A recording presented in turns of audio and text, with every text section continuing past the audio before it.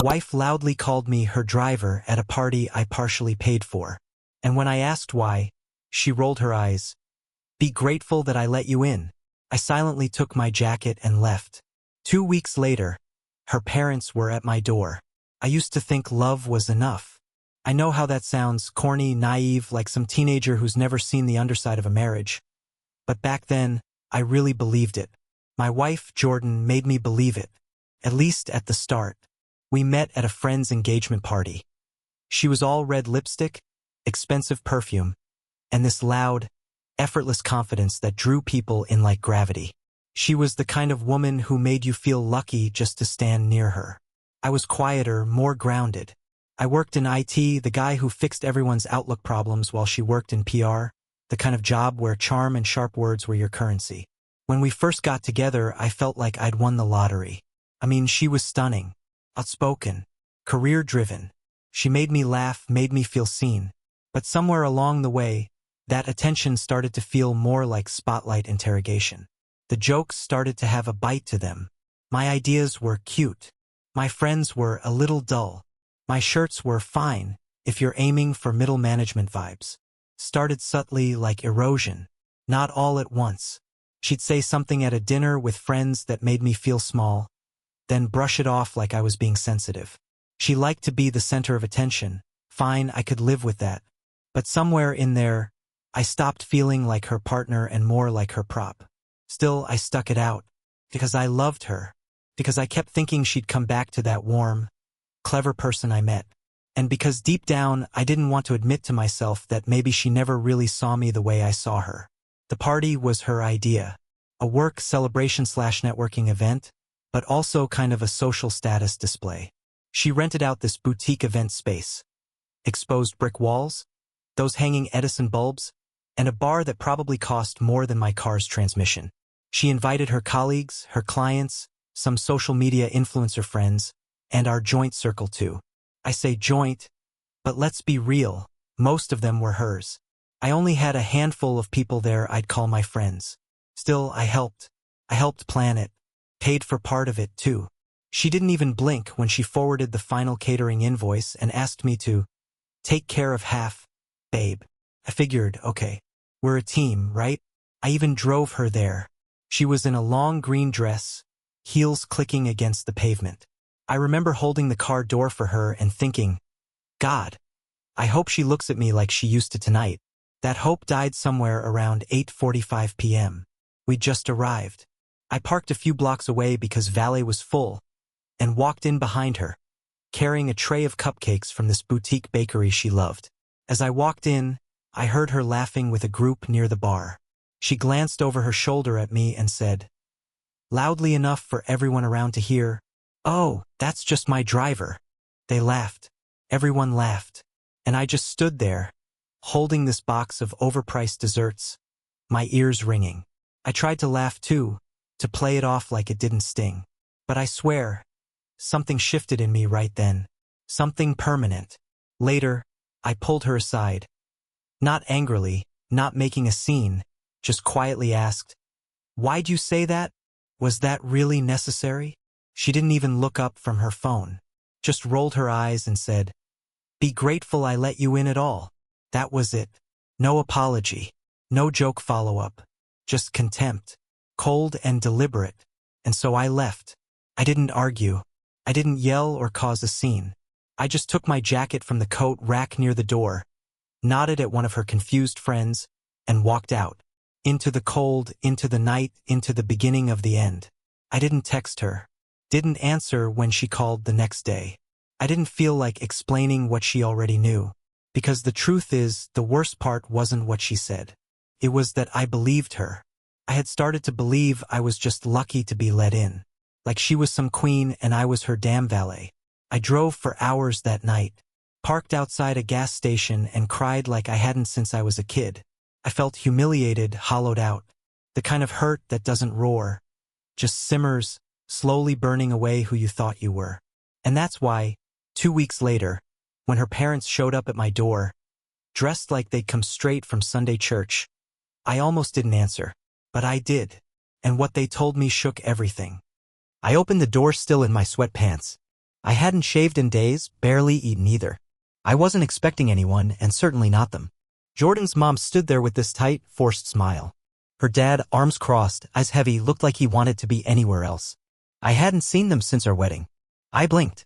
Hi. Her mom stepped forward like she owned the air between us. Can we come in? My gut screamed no. But I nodded anyway and stepped aside. The living room was a mess. A half-eaten sandwich on the coffee table, a stack of unopened mail, and a laundry basket I'd been pretending didn't exist. They didn't seem to care. They sat on the edge of the couch like they were afraid to get too comfortable. Jordan's mom started talking immediately. I want to apologize for what happened at the party. That was unacceptable. She told us what she said to you. I just stared at her. No idea what to say. Because what kind of person tells their parents about something like that? Like it was just some gossip. Like humiliating your husband in front of 40 people is dinner table conversation. She's been struggling, her mom continued. Work stress. The pressure. You know how she gets when she's in those moods. Right, I said, my voice flat. It was a mood. Her dad finally spoke. She's not herself lately. Maybe she is herself, I said before I could stop it. Maybe that's what hurts. They both went quiet. And then her mom said something that made my stomach twist. She told us you'd left her. Just walked out. No warning. No goodbye. I scoffed. She called me her driver in front of everyone. I didn't need to say goodbye. She's not okay, her mom whispered, her voice breaking a little. Jordan's been drinking more. There's been problems? At work. At home. She's not handling anything well. And I'm worried she's going to do something really stupid. The air in the room changed. I sat down on the armrest across from them, heart pounding. Why are you telling me this now? Because she doesn't talk to us, her dad muttered. You're the only one she listens to. I laughed bitterly. Listens to? She barely hears me. Her mom reached into her purse and pulled out a piece of paper. An appointment card. Therapy. Couples counseling. Next Thursday. She made this for the both of you. She's trying in her own way. No, I said immediately. She's trying to control the narrative. That's not the same as being sorry. They both looked at me then, really looked at me. And I think, for the first time, they saw the damage. The version of me Jordan had whittled down over the years. The guy who tiptoed around her moods. The guy who paid for her parties and accepted her eye rolls as affection. The guy who didn't even realize how tired he was until he left. Do you still love her? Her mom asked softly. I couldn't answer. Because I didn't know. I loved the version of her I met years ago, the woman who used to reach for my hand in public just because. But the woman at that party? I didn't recognize her. We're not here to force anything, her dad said. But if there's any part of you that wants to see if this can be fixed, she's asking for help. I looked at the appointment card. The date. The time. I'm not promising anything, I said. But I'll think about it. After they left, I sat in the silence. Stared at that little square of cardstock for what felt like hours. And all I could think about was how good it really felt to walk away from that party. To reclaim even a shred of dignity. But now I had questions I couldn't shake. Was she spiraling because I left? Or had she already been spiraling and I just hadn't seen it? Did it matter? I wasn't sure. But I knew one thing, her parents coming to me like that? That wasn't normal. That wasn't just a fight or a bad night. It was something deeper. Something I had maybe been too blind or too in love to see. I didn't sleep much after that. I just lay there in the dark, thinking about all the little moments that I used to shrug off. The snide comments when I made a joke that didn't land. The way she'd cut me off mid-sentence during dinner with friends. How she'd brush my hand away when I reached for her in public only to post filtered couple photos on Instagram with captions like, blessed red heart. It was a polished lie. A staged version of our marriage where I played the smiling side character in her curated life. And now she wanted therapy? The appointment card sat on my nightstand for 3 days, untouched. I didn't call. Didn't text. She didn't either. But I checked our shared calendar out of habit. She deleted it. Just like that. Gone. Like we were never planning anything together at all. And maybe we weren't.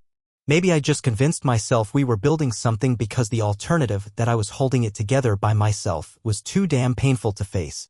I called my friend Marcus, someone I hadn't seen since the wedding. He used to call Jordan a firecracker, which I always took as a compliment. But now I wasn't so sure. She called you what? He said when I told him what happened. Jesus, man? Her driver, I repeated. The words still felt radioactive in my mouth. And then just rolled her eyes? Nah. That's not someone who respects you, bro. That's someone who thinks you're beneath her. He wasn't wrong. But hearing it said out loud? It hit harder than I expected. I think. I think I've been ignoring it for a long time, I admitted. Marcus was quiet for a beat. Then, why? And there it was. Why? Because I loved her. Because I was scared of starting over. Because I thought I didn't deserve more. That maybe she was right, maybe I should be grateful she let me in. God, how messed up is that? Thursday came. The therapy appointment. I didn't go. Instead, I drove past the office. Sat in the parking lot. Watched people walk in, some hand in hand, some silent, others arguing quietly as they went. I wondered which category we would have fallen into. Probably none of them.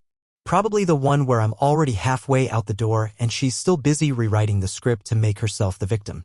I never saw her walk in. Maybe she didn't go either. Or maybe she did, hoping I'd show up. Maybe she sat in that waiting room alone, legs crossed, phone in hand, already composing a post about healing and growth while blaming me between the lines. And maybe that sounds bitter. Maybe it is bitter. But after years of being told I was too sensitive, too boring, lucky to have her, I think I've earned the right to be a little bitter. That night, I opened the old photo folder on my laptop. The one marked us. Photos from trips. Our wedding. Her birthday parties. Her work events where I stood in the background, a drink in hand, smiling like I wasn't slowly disappearing. One stuck out. A selfie we took at a beach years ago. I was sunburned. She was in sunglasses. We were both laughing. Real laughing. And for a moment I let myself believe in that version of us again. But then I saw what I missed before. My arm wrapped around her. Her body tilted slightly away. Her smile perfect, but her eyes unfocused. Like even then she was already looking past me. The next morning she finally texted. Jordan, I waited. You didn't show. No, hi. No, how are you? Just I waited.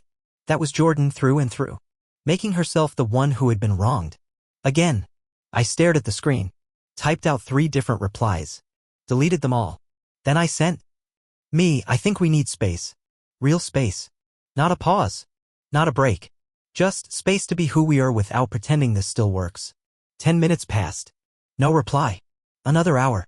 Still nothing. And I knew she got it. Because Jordan always read messages immediately. She just didn't like not having the last word. And that was fine. Because I didn't need it anymore. It's funny what silence sounds like when you finally stop begging someone to fill it. The day after I sent that message, we need space, the air in my apartment felt different.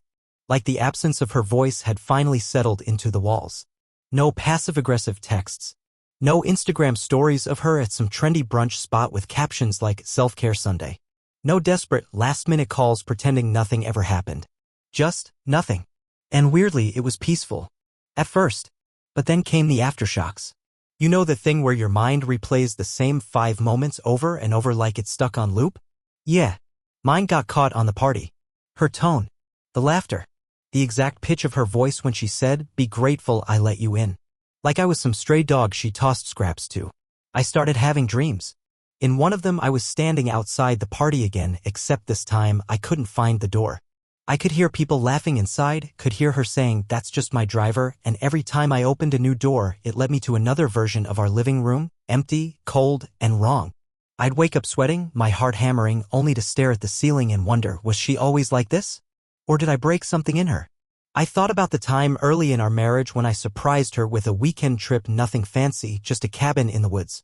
She had stared at the pictures online and said, "This looks rustic." I brushed it off.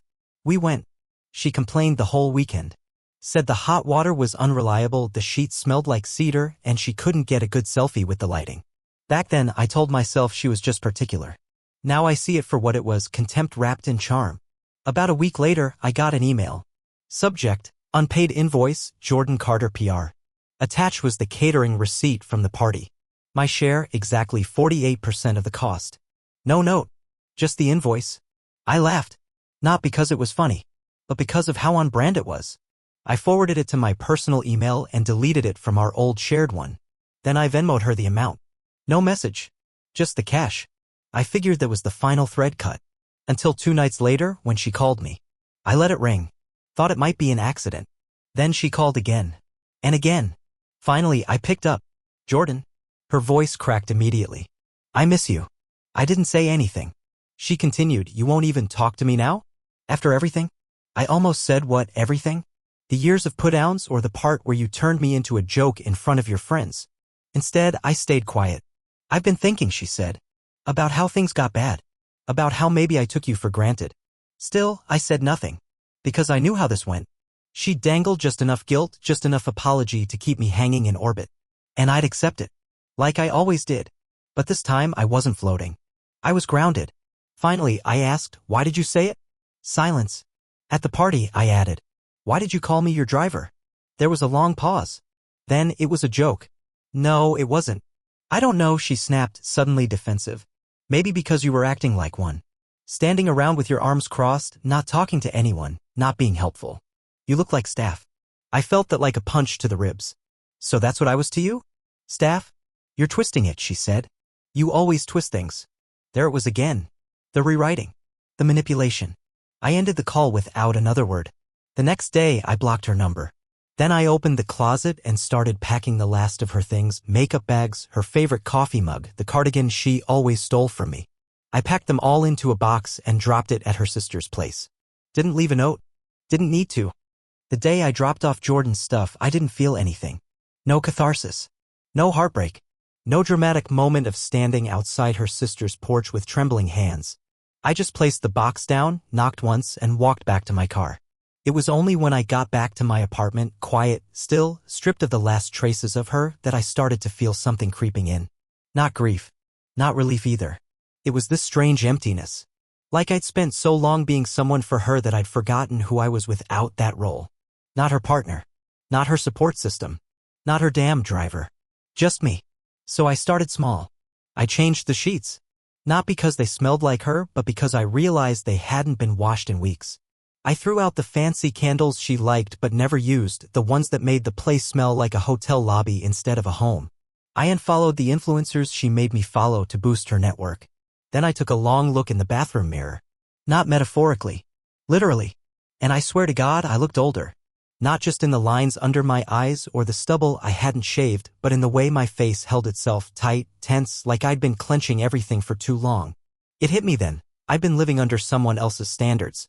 Someone who made me believe that loving her meant shrinking myself down. Jordan always needed to be the star. I was the support crew. The lighting guy. The one who held the purse, took the photos, stood off stage smiling while she soaked in the applause. And the sick part? I thought that was love.